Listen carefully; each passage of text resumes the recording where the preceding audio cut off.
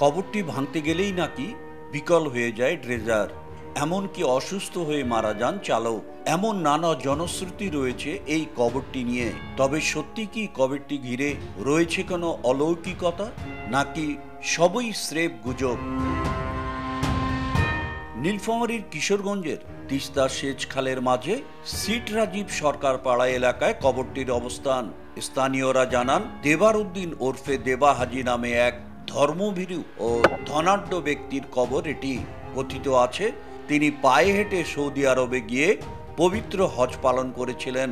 হজ থেকে ফিরে দেবা হাজি মারা গেলে বাড়ির পাশে এই স্থানে কবরস্থ করা হয় তাকে। এই কবরটিকে ঘিরে কিছু প্রবাদ কথা আছে। খালটির পানি যতই বৃদ্ধি পায় ততই নাকি কবরটি ভেসে ওঠে, কিন্তু বাস্তবতা হলো যে কবরটি কখনোই পানিতে তলিয়ে যায়নি। আরো বিস্তারিত জানতে আমরা এলাকাবাসী ও আত্মীয় স্বজনের সাথে কথা বলি। এলাকার বয়স্কদের দাবি, তিস্তা সেচ প্রকল্পের আওতায় 1984 সালে খাল খননের কাজ শুরু হয়। সে সময় আশপাশের বহু স্থাপনা ভাঙ্গা বা সরিয়ে ফেলা হলেও সরানো যায়নি দেবা হাজির কবরটি। খননের কাজে ব্যবহৃত ড্রেজারটি বিকল হয় বলেও দাবি করেন অনেকেই। পরে বাধ্য হয়ে কবরটি অক্ষত রেখেই শেষ করা হয় খনন কাজ। রহস্যে ঘেরা দেবা হাজির এই কবরটিকে ঘিরে কৌতূহলের শেষ নেই মানুষের। প্রচলিত আছে, খালের পানি বাড়লে ভেসে ওঠে কবরটি। কৌতূহলী মানুষ ছুটে আসেন রহস্যজনক এই কবরটিকে এক নজর দেখতে।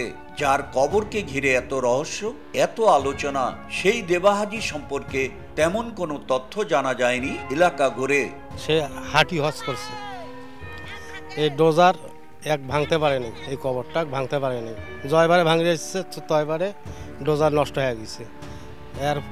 এরপর ড্রাইভার বাপ বেটায় মারা গেছে, এটা ভাঙতে পারেনি। এই কবর ধসি যায় না, মানে ভাঙি যায় না। আর এই কবর বহুদিন থাকি, মেশিন লাগাইলে মেশিন খারাপ হয়ে যায়। ওখানে ডোজার আলছিল, ওই ডোজারও কেউ খাইছে, তার পোলাকেও খাইছে, ড্রাইভারও কেউ খাইছে। পানি কমা বাড়ার সাথে কবরটির উঠানামা করার দাবি ভিত্তিহীন বলে জানান এলাকাবাসী। গাড়ি ভাঙি গেছে, মানুষ মারা গেছে, ওই জন্য ভাঙে নাই।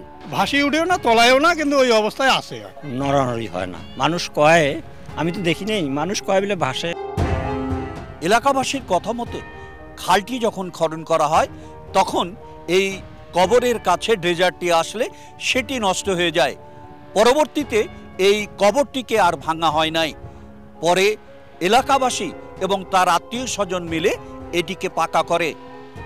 শাকির হোসেন বাদল, সময় সংবাদ, কিশোরগঞ্জ, নীলফামারী।